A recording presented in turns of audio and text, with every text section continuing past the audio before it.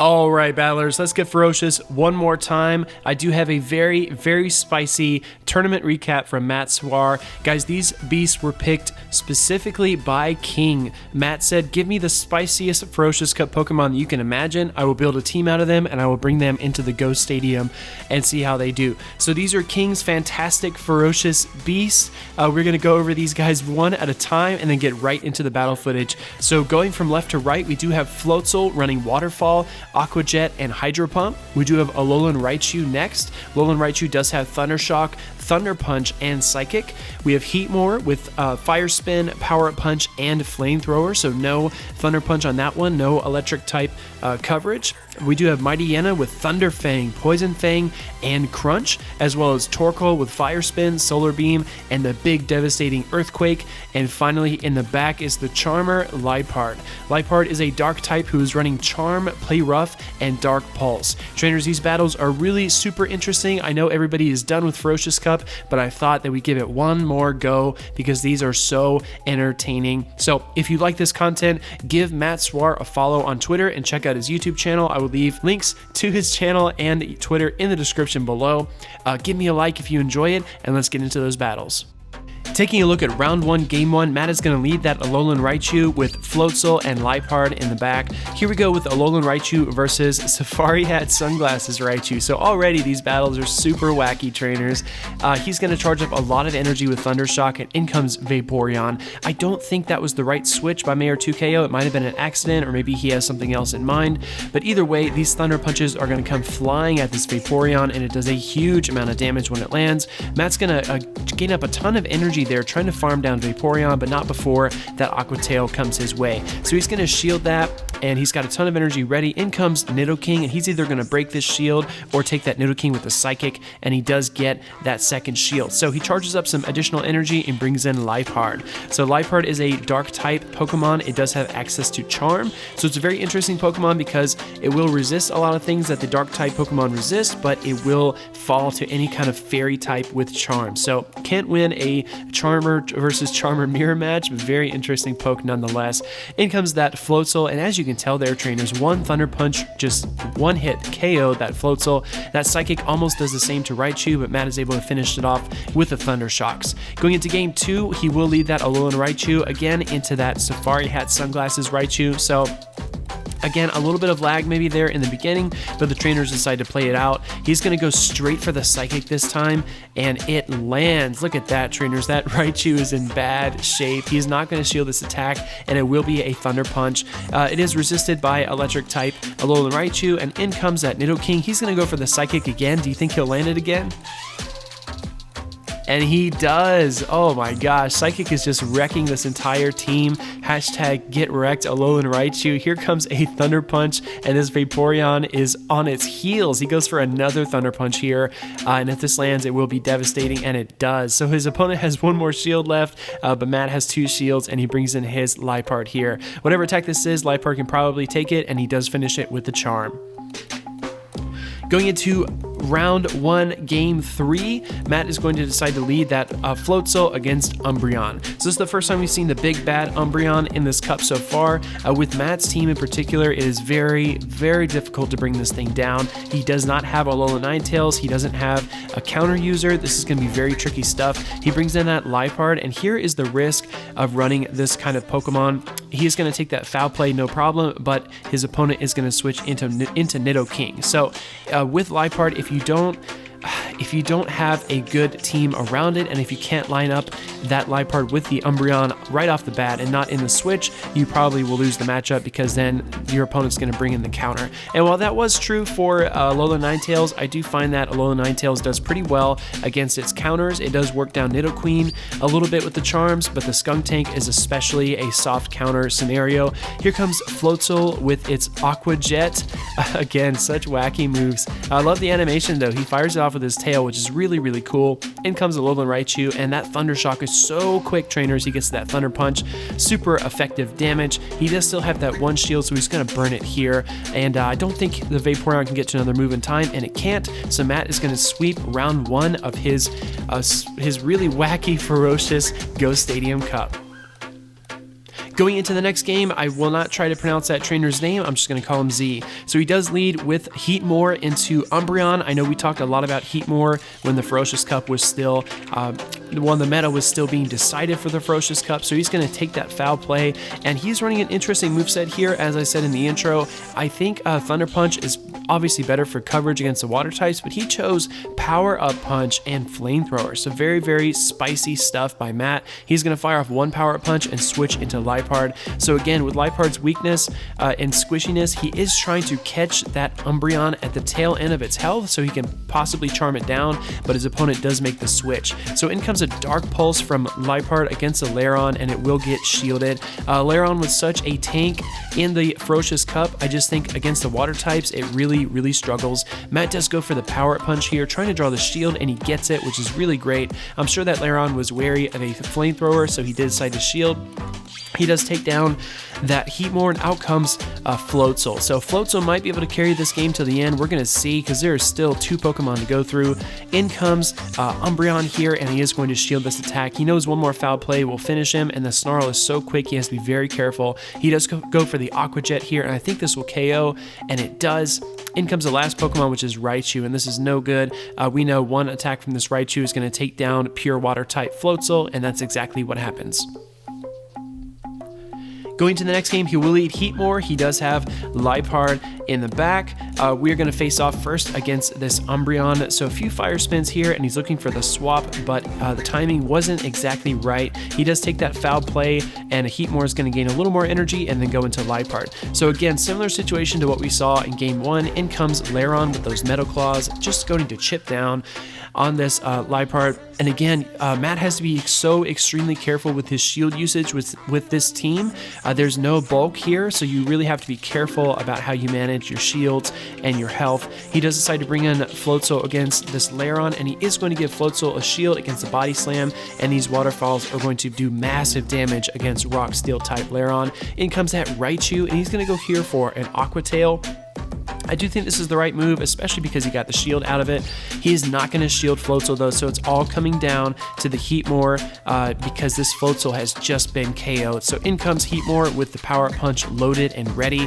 He's going to fire that off against the Raichu, and the fire spins are definitely boosted at this point. He's going to shield that Brick Break and then fire spin down the Raichu, and the last Pokemon comes out, which is Umbreon, and we know how that match goes. Trainers, we're going to skip right into the next game. Here comes Alolan Raichu with Nidoqueen. So obviously the Psychic will one-shot it. In comes Heatmore, and there's Bibarel. So no defense against the water type Bibarel. He is going to get to that Surf really quickly too. So Heatmore is going to go down. And again, Matt, it has to be extremely careful with his shield usage here. You're going to see a lot of sacrificial swaps in his gameplay just because you have to use that other Pokemon as a third shield if you can, because against the bulkier types like Nidoqueen and Umbreon, it's really tough.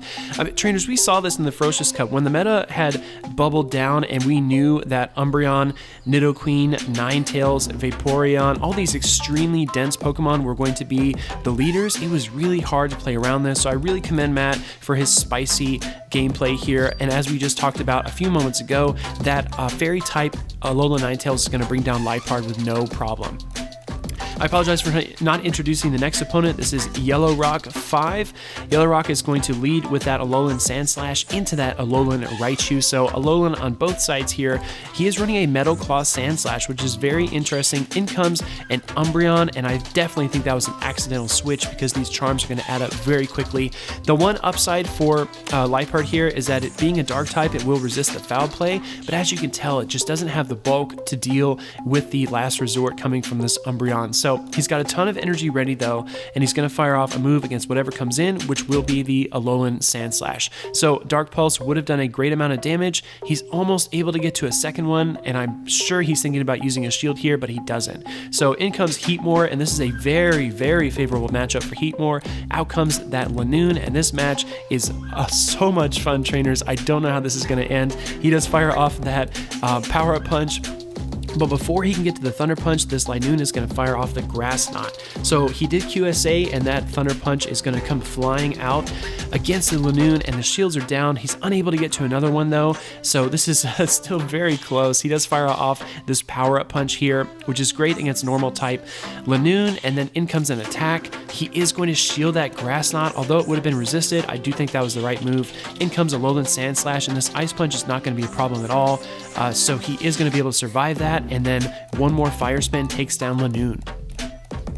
Going into the next game against Yellow Rock 5, they are tied 1-1. Matt's going to lead with that Heatmore into Nidoqueen. So Nidoqueen does have access to those ground type attacks, which Heatmore has to be very careful of, but that Flamethrower is going to nuke it if it lands. So Matt is going to give a shield to Heatmore here right off the bat, charge up some energy, and then bait with a power-up punch. So if he gets a shield, that'll be great, and he does, which is excellent. In comes that Flamethrower, and Matt is very skilled. He knows exactly how many fire spins he needs to bait and then fire off the Flamethrower. In comes Bibarel, and he's going to go here for the power-up punch, not wanting to give up switch advantage. That does do great damage against Bibarel, bringing it to about half health. In comes that Alolan Raichu, and in comes the Alolan Ninetales. So he is going to try to bait here with the Thunder Punch, just trying to get as much damage off on Ninetales as possible. Alolan Raichu is part Psychic, so it does take heavy damage from those charms. He's going to land that Psychic of his own, though, which is really good. In comes Liepard, and he's going to absorb this attack. It will be the Psyshock, luckily. Good thing it wasn't an Ice Beam, and he's able to charm it down. He's got one more shield, and this match is coming right down to the wire trainers. Liepard isn't very bulky, but he is going to shield that Surf, and it's just not enough. Bibarel is going to beat him that time. The next opponent, I'm just going to call him Frost, him or her, excuse me. Here we go with Torkoal against Skuntank. So Torkoal has a very interesting moveset. It does have access to Fire Spin. I know it does have a fire type attack. I believe it's Fire Blast or Overheat, but it's a very dense Pokemon, as you can tell. It does take that crunch, no problem at all. In comes the Earthquake, and that is going to land doing super effective to part poison type Skuntank, bringing it down. 2 shields all, and here comes Granbull. So Granbull, not a very dense charmer, but very widely used in the Ferocious Cup. Matt's going to shield up this attack, which will be the crunch, and then he's going to fire off the power-up punch. So Granbull is very glassy, as I said just a moment ago. He is not going to land the power-up punch, but those fire spins are adding up quickly, trainers. His Heatmore has a little bit of health left, and he's going to go straight for this Flamethrower against the Umbreon. It will land, bringing that Umbreon down into the yellow, and Heatmore is going to get another power-up punch. That was one of the dangers of running Umbreon, is that its snarls just don't do much damage at all. It relies so heavily on its charge moves, and I think here the trainer might have QS8 on accident. He does spend his energy there using the foul play against the Heatmore. So here comes a foul play into Floatzel, and Floatzel I think is going to wrap this up with the Waterfalls. Going into the next game against Frost, Matt is going to decide to lead with his Torkoal yet again. In comes Skuntank, and I'm sure Frost remembers that this Torkoal has Earthquake, so he's not going to let his Skuntank get hit by it again. Matt is going to kind of feel out the situation, take the crunch just like he did last time. He's going to go straight for the Earthquake again just to see how this trainer responds, and he does decide to shield. So not good for him. Torkoal is very slow to get up the energy for charge moves, so he's going to let it fall here from the crunch. Again, really electing to hang on to those shields because he never knows when he might need them later. In comes Floatzel, and Waterfall is doing a ton of damage. In comes that Umbreon here, so Umbreon's able to get to a charge attack, and he is going to really work this Floatzel down really quickly, trainers. I'm telling you, it takes so much skill to play with Pokemon that are this fragile. I don't know how Matt did as well as he did, because this literally makes me nervous every single minute watching this. His opponent does spend the energy there on the foul play, and his Heatmore does have 2 shields, so in the situation that he's in, as long as there's not a Bibarel in the back, I think Heatmore might have a slim chance here to bring this game all the way back. He is going to boost up those fire spins with the first power punch and then go for the farm down, which is really good. In comes a very weak Skuntank, and then he goes straight for the power-up punch. His opponent is not going to shield, and those fire spins are really roaring now. In comes that Lanoon. He goes for another power-up punch. So this Heatmore is jacked. He is locked and loaded. These fire spins are really hurting now. He's going to shield this attack from the Lanoon. Even in this range, I think the Grass Knot would KO, and he needs that Flamethrower, and he gets there, trainers. He's going to land this Flamethrower that's been triple boosted, and Lanoon is barbecue. Going into the last game against Frost trainers, this match is so crazy. Here comes Floatzel versus Alolan Ninetales. So he's going to fire off a few of these waterfalls here, get some energy together, and then look for the Aqua Jet. So if this lands, it will do a decent amount of damage, probably a little bit less than an Aqua Tail. I don't know if Aqua Jet is the best water type move, but it's what Floatzel has. So here comes Torkoal against the Alolan Ninetales. Alolan Ninetales is going to bail out of there, and in comes that Skuntank. Torkoal can take probably one of these crunches, but Matt is going to shield it, recognizing that he probably needs that Torkoal for the Alolan Ninetales in the back. So he does go for the Earthquake here, and his opponent is going to shield. He does force the last shield from Frost, which is really, really positive for him, and then the crunch is going to bring down Torkoal. He's down to his last Pokemon, which is Heatmore. So it's Heatmore against the World Trainers. I really, really love Matt's gameplay with Heatmore in this clip here. He's going to Fire Spin down that Skuntank, which is really, really awesome, and his opponent is thinking things over. Out comes Umbreon. So we have Umbreon and Alolan Ninetales in the back. The big two Ferocious Cup Pokemon are going up against Heatmore, and it is really, really intense. Here we go with a foul play, and Matt's last shield is gone. He's going to swap into that Alolan Ninetales, and those fire spins are so jacked up that he brings down the Alolan Ninetales. In comes the Umbreon, here comes the Flamethrower, and he's going to roast it for the win. Really exceptional gameplay by MattSaur. He is the Spice Master. Trainers, if you enjoy Matt's gameplay, give him a follow on Twitter and visit his YouTube channel as well. I will include links to both of those in the description below. If you enjoyed this spicy Ferocious Cup footage, leave me a like, let me know what you thought in the comments, and then hit that subscribe button to get more, and ding that Bronzong bell to get notified when a new video arrives.